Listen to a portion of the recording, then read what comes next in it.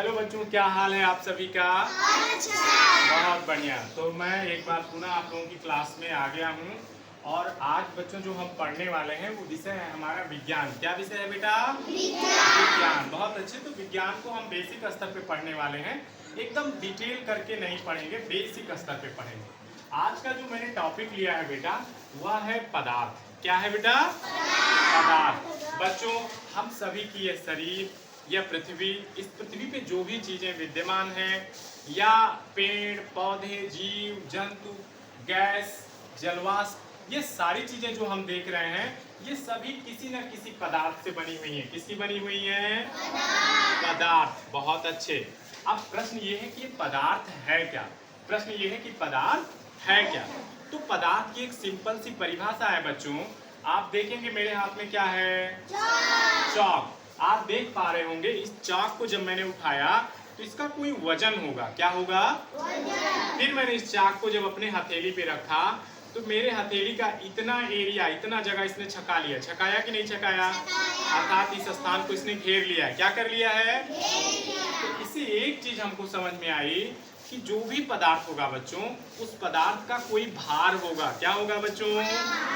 इसके अलावा और क्या करेगा? वो स्थान को घेरेगा। क्या घेरेगा? अब स्थान घेर रहा है, इसका मतलब इसमें द्रव्यमान है। क्या है इसमें? द्रव्यमान है। इसका एक निश्चित आकार भी है। देखो आकार भी है। कुछ ऐसी चीजें होती हैं जिनका निश्चित आकार नहीं भी होता है, वो भी पदार्थ भी होते हैं, अभी मैं बताऊंगा। और इसका एक निश्चित आयतन भी है। इस प्रकार से बच्चों पदार्थ की एक परिभाषा निकली कि पदार्थ वह है जिसमें भार हो, पदार्थ वह है जो स्थान घेरता हो, पदार्थ वह है जिसमें द्रव्यमान हो, पदार्थ वह है जिसमें कोई आयतन और आकृति हो। यद्यपि आयतन और आकृति निश्चित भी हो सकती है और अनिश्चित भी हो सकती है बच्चों। तो आगे बढ़े हम लोग। उसी चीज को आप देखेंगे तो मैंने पारिभाषिक रूप में उसी चीज को यहाँ पर लिख दिया है जो मैंने बताया।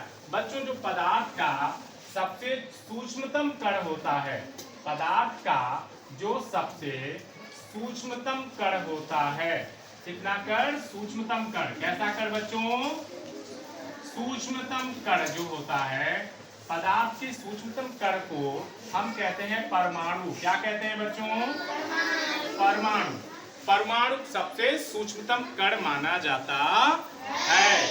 जब यही परमाणु एक से अधिक या दो से अधिक परमाणु आपस में जब जुड़ जाते हैं तो जुड़ करके बच्चों यही अणु बन जाते हैं। क्या बन जाते हैं? और यही अणु जब आपस में जुड़ते चले जाएंगे तो वो किसी तत्व का, किसी यौगिक का, किसी मिश्रण का, किसी ठोस, किसी द्रव अथवा गैसीय पदार्थ का रूप ले लेंगे।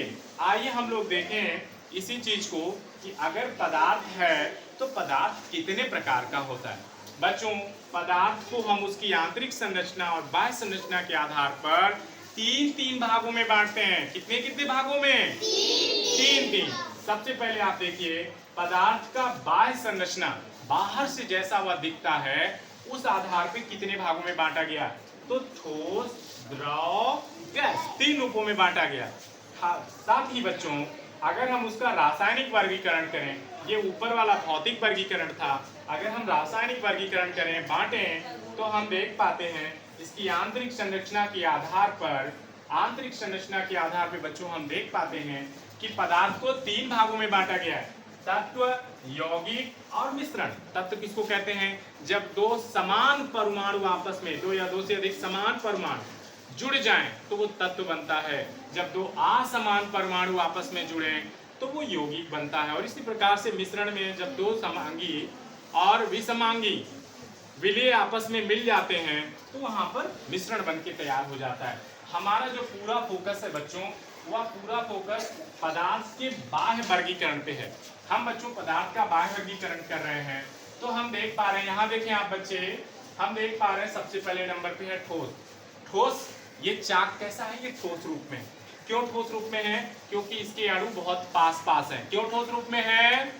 क्योंकि उसके अणु बहुत पास पास में हैं। जिन भी पदार्थों के अणु बहुत पास पास में होंगे उसमें क्या होगा? वहां अंतरा अणु बल काम करेगा। कौन सा बल काम करेगा?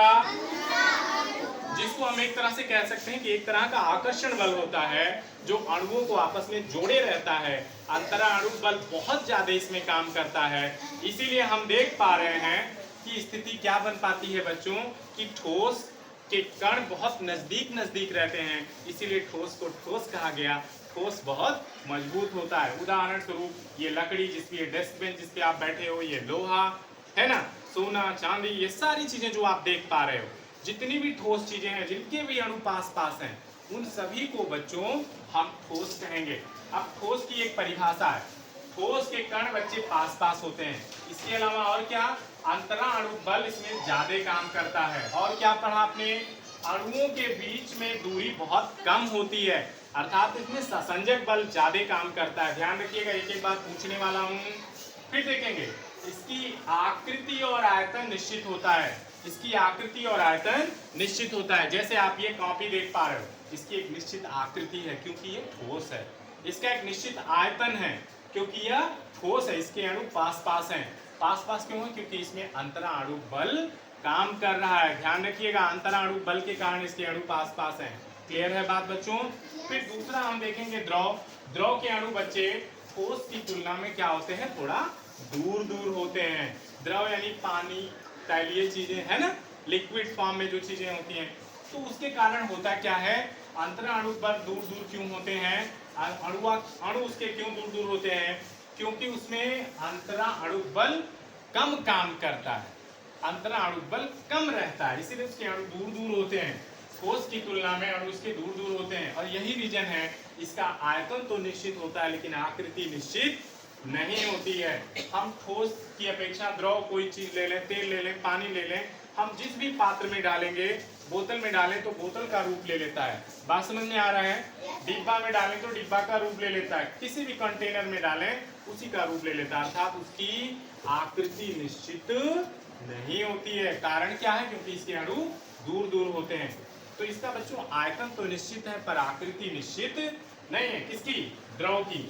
आगे फिर देखेंगे गैस। इसके अणु तो बहुत दूर दूर है, ये देखो कितने दूर दूर हैं। अब ये बहुत दूर दूर अणु रहने के कारण इसका ना तो आकृति निश्चित होता है ना आयतन निश्चित होता है। बात समझ में आ रहा है। अणु दूर दूर क्यों है, क्योंकि यहाँ पर अंतराणु बल एकदम से नहीं होता है, नगण्य होता है, गौड़ होता ही नहीं है। बात समझ में आ रहा है बच्चों, बात समझ में आ रहा है आपको। तो ये देखेंगे, हमने पदार्थ को उसकी बाह्य संरचना या भौतिक रूप से इसका वर्गीकरण किया। ठोस द्रव गैस में पढ़ा। ठोस में हमने पाया कि ठोस के अणु पास पास होते हैं क्योंकि इसमें अंतराणु बल काम करता है, इसका आयतन और आकृति दोनों निश्चित है। द्रव में हमने देखा इसमें अंतराणु बल कम होता है, इसके अणु दूर दूर होते हैं, इसीलिए इसका आयतन तो निश्चित है पर आकृति निश्चित नहीं है। फिर गैस में हमने देखा कि इसमें अंतराणु बल बिल्कुल काम नहीं करता है, इसीलिए इसके अणु बहुत दूर दूर होते हैं, इसीलिए इसका ना तो आयतन निश्चित है ना ही आकृति। उदाहरण में बच्चों हमने पानी को लिया और पानी को जब जमाया गया बर्फ के रूप में, तो ये देखिए बर्फ ठोस रूप बन गया। आप देखेंगे जब बर्फ जमा रहता है पानी, उसके अणु एकदम पास पास रहते हैं और उस समय उसमें अंतराणु बल बहुत काम करता है। तो बर्फ किसी पदार्थ का एक ठोस रूप हो सकता है, एक उदाहरण के रूप में।